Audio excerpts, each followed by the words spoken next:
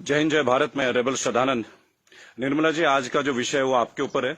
आप हमारी वित्त मंत्री हैं, फाइनेंस मिनिस्टर हैं, और मैं आपके टीवी के एक प्राइवेट चैनल में दिए गए इंटरव्यू के ऊपर देख रहा था और उसके ऊपर अपनी कुछ प्रतिक्रिया रखना चाहता हूं। मुझे बहुत दुख हुआ आपके कमेंट सुन के मैम। मुझे नहीं पता आप ये आंकड़े कहां से लाती हैं। आपने उस इंटरव्यू में ये कहा मैम कि लोअर मिडिल क्लास जो होती है भारत में, उसकी न्यूनतम इनकम जो है यानी मिनिमम इनकम है वो 6 लाख से शुरू होती है और मैक्सिमम इनकम 18 लाख तक जाती है। मैम, मुझे बहुत दुख हो रहा है कि पता नहीं आपने इकोनॉमिक्स की पढ़ाई कैसे करी होगी। आप जानते हैं मैम लोअर मिडिल क्लास का मतलब क्या होता है, या लोअर का मतलब क्या है, इसका अर्थ आपको पता है मैम? लोअर, एक सिक्योरिटी गार्ड मैम 8 से 10 हजार रुपए कमाता है मैम, पूरे साल में 1,20,000 रुपए। उसे आप कौन से क्लास में रखना चाहेंगे मैम? एक नया क्लास क्रिएट कर देंगे क्या? 6 लाख रुपए मैम, जानते हैं 6 लाख रुपए क्या होता है मैम? 6 लाख में अगर लोअर मिडिल क्लास फैमिली को मिलने लगे ना मैम, वो उसमें से 4 लाख रुपए साल के सेव कर लेंगे। वो अपने बच्चों को आपके सो कॉल्ड इतने अच्छे गवर्नमेंट एडेड एजुकेशन स्कूल्स में पढ़ाएंगे, गवर्नमेंट एडेड हॉस्पिटल्स उनकी चिकित्सा करवाएंगे, और आपके इतने अच्छे अच्छे आधुनिक फैसिलिटीज जो पिछले 7 ईयर से बीजेपी गवर्नमेंट प्रोवाइड कर रही है। मैम, इंडिया में हम वर्ल्ड में बहुत अच्छे रैंकिंग में आ रहे हैं, जैसे कि बीजेपी का ग्राफ बताता है। वास्तविकता क्या है वो तो हम लोग जानते हैं मैम। मैंने भी वोट किया मैम, बीजेपी को वोट किया, लगातार 2 बार वोट किया। लेकिन मैं आप जैसे नेताओं की जब सुनता हूं ना मैम स्पीचेस, और आप लोगों के आंकड़े, आपके जो डेटा बैंक, आप ये डेटा बैंक कहां से लाती है मैम, ये सोच के मैं बहुत सरप्राइज रहता हूं मैम। आपने बोला 6 लाख न्यूनतम है, 18 लाख मैक्सिमम है मैम। 18 लाख समझते हैं आप मैम? 18 लाख क्या होता है मैम? 18 लाख तो मैम एक अच्छे खासे एमबीए का पैकेज नहीं है एनम में मैम, पर एनम का, वो भी टॉप इंस्टीट्यूट में पढ़ के। आपके सोकॉल्ड कॉलेजेस से जो बच्चे निकलते हैं, एमबीए, बीटेक, आप जानते हैं इनकी पैकेज कहां से स्टार्ट होती है मैम? तो इसका मतलब ये सब लोअर मिडिल क्लास में आते होंगे आपके हिसाब से। So-called good MBA, so-called good BTechs and MTechs, ये तो लोअर मिडिल क्लास से आते होंगे मैम। हायर वाले कौन होते होंगे मैम?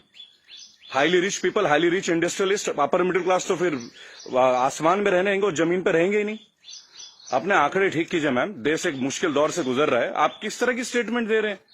आपने उस दिन बोला मैं मुद्रा लोन में हमने इतने इतने लोगों को दिया, हमने उद्योग वालों को दिया, हमने बुनकरों को दिया। मैम, आपने किसको क्या दिया? पेपरों में दिया है क्या मैम? आपको मैं चैलेंज करता हूं Nirmala Sitharaman ji, I am officially challenging you ma'am. 100 youth लेके मैं आपके पास आने को तैयार हूं, जो ग्रेजुएट्स हैं, पोस्ट ग्रेजुएट्स। आप मुझे ये बताएं कौन से ब्रांच से आप उनको ये लोन देंगे मैम? मैं आपके पास ले आता हूं मैम, और मैं नतमस्तक हो जाऊंगा, क्योंकि जब आप 100 को देंगे, अगला 1 लाख यूथ मेरे साथ तैयार होगा मैम। केवल टीवी में आके ऐसे इंटरव्यूज मत दीजिए मैम। आप लोग अपने घरों में बैठ के थाली पीट रही हैं और आके अपने ये वक्तव्य सुना रहे हैं। अरे आप लोगों को अंदर आइए मैम, लोगों के बीच आइए। आपको तो अभी तक लोअर मिडिल क्लास फैमिली के डेफिनेशन नहीं मालूम है। और मैम, एक सवाल है मेरा आपसे और मोदी गवर्नेंस से। आप मुझे ये बताएं मैम कि राजनीति एक सेवा है या नौकरी है? मेरे स्पीचेस बेसिकली मैम कभी होते नहीं है, मैं लिख के कभी नहीं लाता मैम। जो मेरी खुद की फीलिंग्स है, मैंने अपने नाम में रेबल शब्द इसलिए, क्योंकि जो गलत है मैं तो बोलूंगा ma'am. I have the right to express my views. आप मुझे ये बताएं मैम, पॉलिटिक्स, राजनीति, ये सेवा है मैम या नौकरी है? अगर सेवा है तो मैम आप लोग तनख्वाह मत लीजिए मैम, और पेंशन मत लीजिए। इतनी हाई सैलरी है आप लोगों की, इतनी फैसिलिटीज है मैम, टेलीफोन कॉल्स की फैसिलिटी, एसी की फैसिलिटी, बिजली की फैसिलिटी, ड्राइवर की फैसिलिटी, हाई क्लास ट्रेन की फैसिलिटी, फ्लाइट्स की फैसिलिटी, पेट्रोल की फैसिलिटी। मत लीजिए मैम। आप आइए, लोअर मिडिल क्लास फैमिली की तरह लाइफ को स्पेंड कीजिए, अगर आप सेवा करना चाहती है मैम। और अगर ये नौकरी है मैम, पॉलिटिक्स, अगर राजनीति आप लोगों के लिए नौकरी है मैम, तो इसका कोई एजुकेशनल मापदंड होगा ना मैम, कोई एजुकेशन क्राइटेरिया तो होगा। मोदी जी, मैं आपसे क्वेश्चन पूछना चाहता हूं कि ऐसा कौन सा डिग्री ले लिया मैं निर्मला सीतारमण जी ने, जो आप पहले इनको आप डिफेंस मिनिस्टर बनाते हैं, चंद महीनों के बाद आप इन्हें मिनिस्ट्री ऑफ फाइनेंस दे देते हैं। अरे डिफेंस तो हमारी शक्ति परीक्षण की बात है। It is about our valour, it is about our strength, it is how much mentally fit we are, how much physically tough we are. How can you give a position, both the position to same person? Are they eligible for the same post ma'am? Sir, क्या ये दोनों same post के लिए eligible होते हैं क्या? मुझे लगा था कि आपने कहा था अच्छे दिन आएंगे तो ठीक है, आप क्राइटेरिया को बदलेंगे। सर, आपने तो क्राइटेरिया नहीं बदला। आपने तो दूसरे दलों के नेताओं को अपने पार्टी में लेके आ गए, उनको भगवा रंग दे दिया, उनको नेताएं बना दी।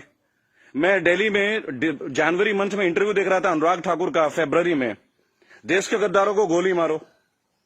बड़ी अजीब बात है। हाईली एजुकेटेड है, क्रिकेटर हैं वो, शायद बीसीसीआई के हैं, और तो और अमित शाह के पुत्र जो वो सेक्रेटरी बन जाते हैं।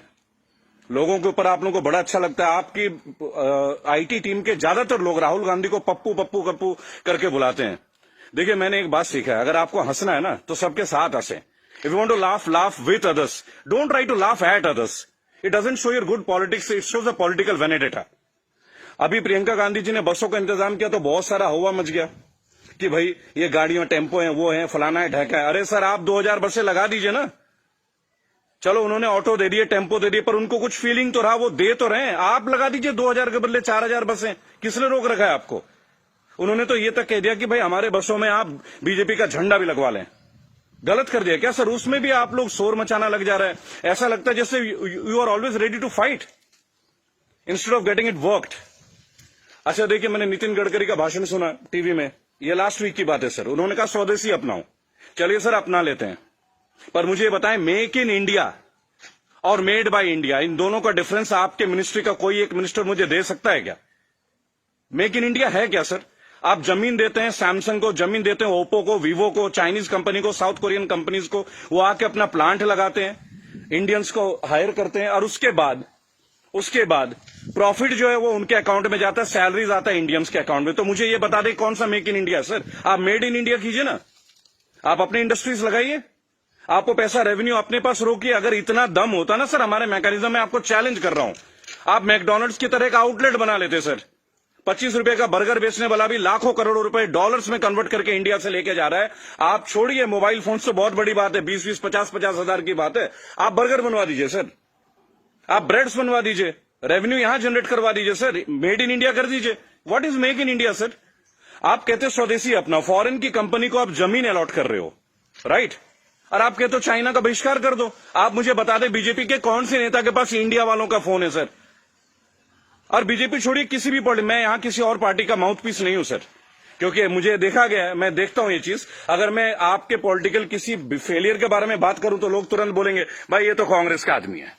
It's very cheap sir, it sounds very cheap. ठीक है सर, आपसे पहले हमने कांग्रेस को भी वोट दिया, क्या गलत किया सर? गलत क्या किया भाई? जो मेजोरिटी में आएगा उसको तो वोट देंगे ना। मुझे ऐसा लगता है कि आप ऑपोजिशन को भी नहीं टिकने देते हैं। भाई एक सोशल सिस्टम है, गवर्नेंस के एक सिस्टम है सर।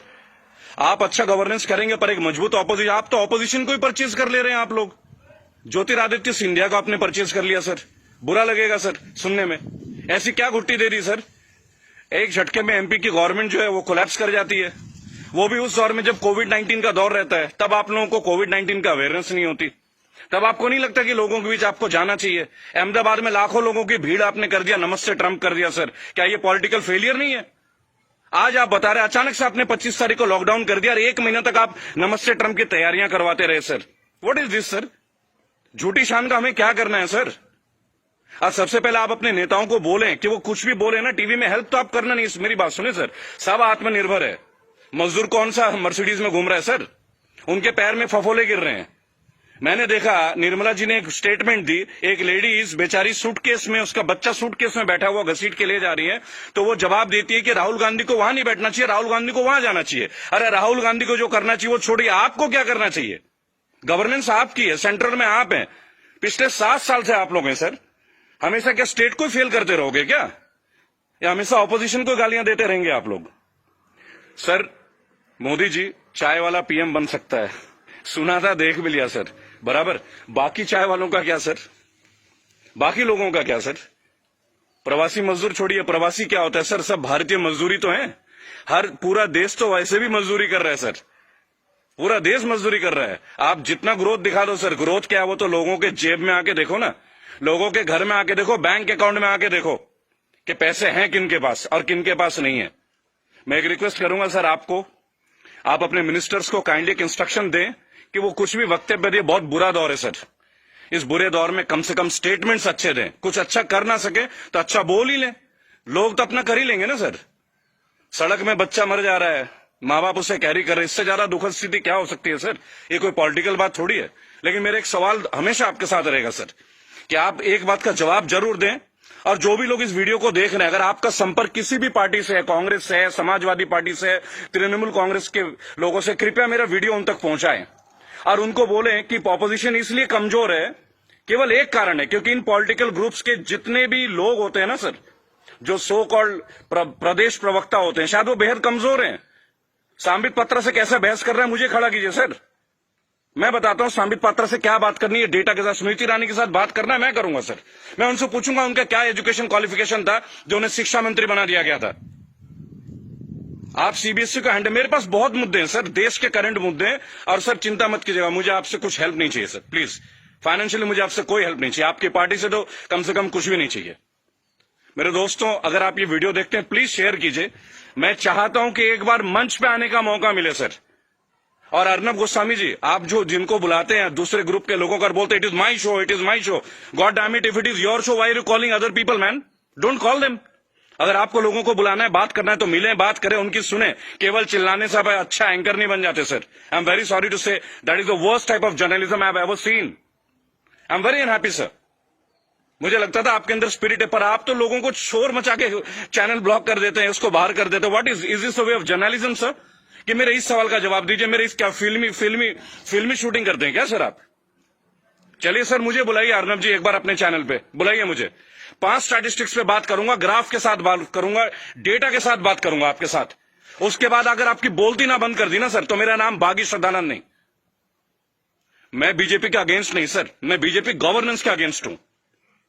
मुझे नहीं लगता भगवा पहनने से ही मैं हिंदुत्व का पहचान करा जाएगा। मेरे अंदर बहुत हिंदुत्व है। कमाल की बात देखिए, मेरी आखिरी लाइन है, गौर से सुनिएगा सर।